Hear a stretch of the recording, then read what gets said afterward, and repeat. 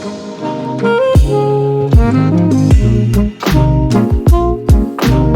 got a scholarship from a bank of Malaysia. What was the name of the bank? CIMB. Okay, so was there any condition put by the bank for the scholarship? So once you finish your studies, then you have to return back and you serve a bond. So you work for them for a certain number of years, depending on the number of years you studied.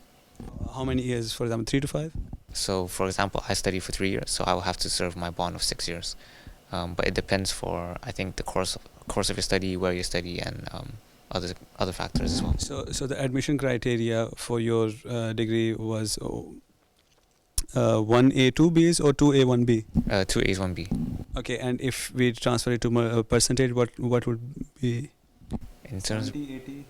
in terms of percentage, I'm not sure. As well as CGPA, because like Yeah, converting CGPA. CGPA, it'll probably be like a 3.5-ish, just a bit under 3.5. Okay, perfect. And for IELTS, you did Cambridge, and so that's why you were exempted from IELTS. Yeah. So yeah. So other than IELTS, do you have to do any entrance test or any interview? No. You just need to write a personal statement, and you apply through UCAS, and that's pretty much it. So I mean, congratulations, and you must be proud. Your parents must be very proud that you got a scholarship, but you still know what is the tuition fee? Yeah. I think this year it's 24, and it's going up every year. £24,000 per year. Thousands, yes, for international students. And what's the cost of living? I think on average a month, it depends. Obviously, it depends on food, rent, and transport. Those are kind of the three main items. And I think in total, it'll probably roughly go about to 1,000. And nowadays, food and transport are going up. Inflation in the UK is going up, and no one's really sure how long it's going to stay that way. So cost of living is going up, but you can move around and make adjustments, and in terms of your budget, in terms of your rent. So if you rent out with friends, and you rent out a private flat, it will be cheaper than if you rent in halls. From my experience, university halls and accommodation tend to be a bit more expensive than they should be, so they're not really value for money, in my opinion. So in your class, if you please tell us how many students you get in the class, and what is the ratio of national and international students? For my class, because it's a much smaller department, so on average in our class we have like around 10. But for example, in my in certain courses or modules where it's much bigger, then I would probably have around 20 people. And then in terms of the gender ratio, it also depends on the department. So I know that for my course, for my social policy module, it tends to have a lot more female than male. But then for other courses, it tends to be a bit more balanced. And do you get a lot of international students also? In terms of international students, I think LSE is, if I'm not mistaken, don't quote me on it, but I think it's like 70% international. So you'll find a lot of students there either come from China, India, or other Asian countries, some from Eastern Europe or Europe in general. So there's a lot more international students, and I think, at least in my experience, the international students tend to be the majority in my class. What's the workload here with your course? I mean, how many hours you have to study every day to survive? I think to keep up, for each module, to keep up with the content and to keep up with the problem set or homework, it will probably be around 5 hours a week. So say you do 4 modules, that will be 20 hours a week. And obviously, if you want to go more and beyond, then you have to do more work. But I think that's like the bare minimum. And obviously, you have to, take into account about working harder and working smarter. So there's a lot of flexibility around that. So do LSE students have enough time to socialize or move around or get drunk, get wasted? I think there is. A lot of people like to make the excuse that they don't have the time, but it's also just, I think at the end of the day, it's just a product of what kind of things you want to do and what kind of commitments you have.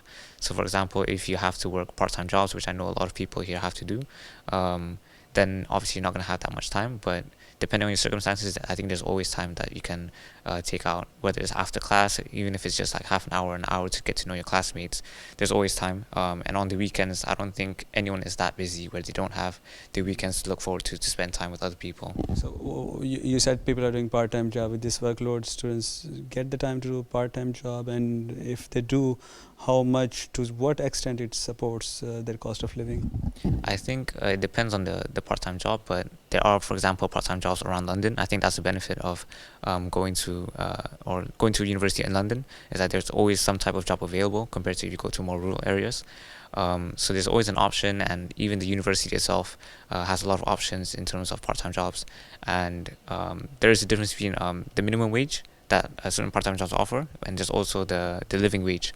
And so the university offers a living wage which is a higher wage than most other people do. And in terms of how much it covers for your budget, it honestly depends on the contract of your work. So, for example, if you work more hours, then it's more likely that you're gonna cover your budget. But of course, you have to look at your. That's fine. We have to look. But do you think is it practical to do so? Is it practical to work part-time job? Honestly, I think it is practical. It's definitely doable. For undergrad, it's practical. For undergrad, yeah. I mean, you can get your cost of living, but can you get your tuition fee? No.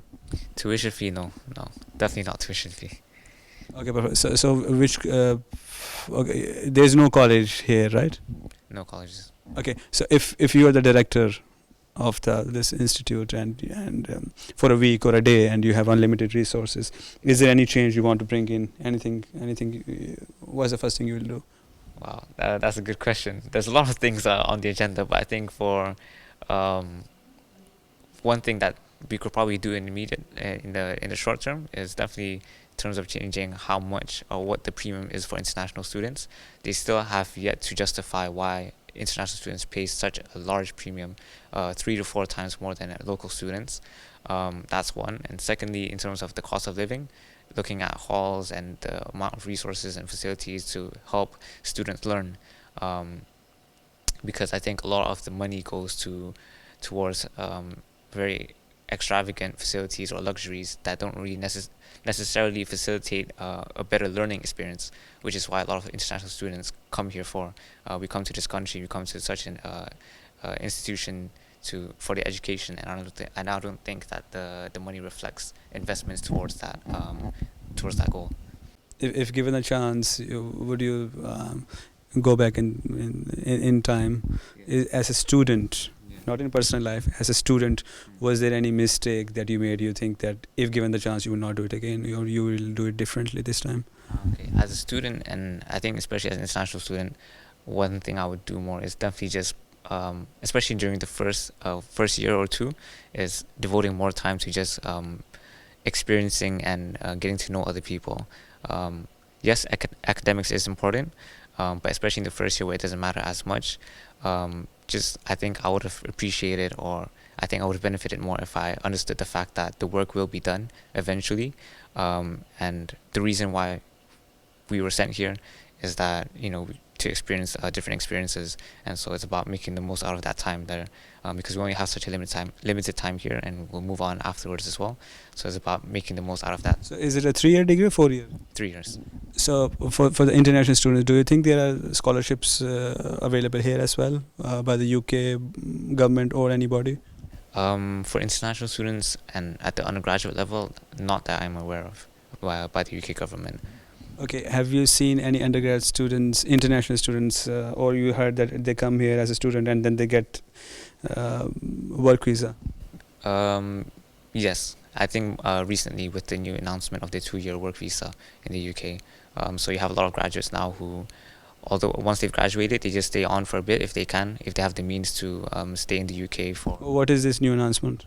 So it's the graduate visa for international students, where they can stay on for 2 more years after they have graduated to find a job, and so a lot of international students make use of this opportunity to stay on for a bit, whether it's 6 months or a year, to see if they can find a job after they graduate, and then once they get that job, then they can stay on for longer. How are the salaries in UK? Are they good? They are good, again depending on the sector, but I think for a lot of people it's a lot better than what you get back at home. Yeah. That would be all. Thank you so much. God bless you. Jazakallah. Thank you so much. Thank you.